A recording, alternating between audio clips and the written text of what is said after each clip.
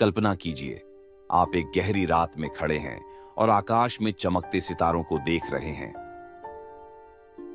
आपकी आंखों में जो प्रकाश पहुंच रहा है वह अरबों प्रकाश वर्ष दूर से आया है। अब सोचिए, वह प्रकाश क्या है? एक तरंग या एक कण? हमारे अनुभव इसे समझने में असमर्थ हैं, लेकिन विज्ञान ने इसे विस्तार से समझाया है। विज्ञान हमें यह बताता है कि प्रकाश और पदार्थ दोनों ही कभी तरंग की तरह और कभी कण की तरह व्यवहार कर सकते हैं। इसे हम पदार्थ की वेव पार्टिकल ड्यूअलिटी का सिद्धांत कहते हैं। यह विचार पहली बार यंग के डबल स्लिट प्रयोग और फोटो इलेक्ट्रिक प्रभाव से सामने आया था। जब आप प्रकाश की तरंग जैसी विशेषताओं को मापते हैं तो वह तरंग की तरह व्यवहार करता है, और जब आप कण जैसी विशेषताओं को मापते हैं तो वह कण की तरह व्यवहार करता है। लेकिन यह सिर्फ प्रकाश तक सीमित नहीं है।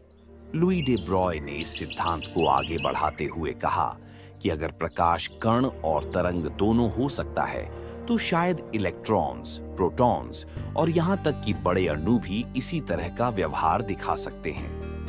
लुई डे ब्रॉय ने यह दिखाया कि किसी भी कण की तरंग प्रकृति का निर्धारण उसकी गति और द्रव्यमान से किया जा सकता है।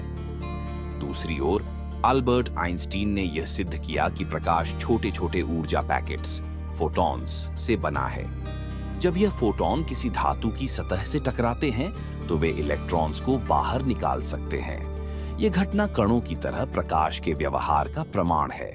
आइंस्टीन के इस कार्य ने उन्हें नोबेल पुरस्कार दिलाया और क्वांटम मैकेनिक्स के आधार को मजबूत किया। असल में प्रकाश और पदार्थ दोनों एक समय पर तरंग और कण दोनों हो सकते हैं। यह निर्भर करता है कि आप उन्हें कैसे देखना चाहते हैं। यही क्वांटम मैकेनिक्स की सबसे बड़ी चुनौती और खूबसूरती है।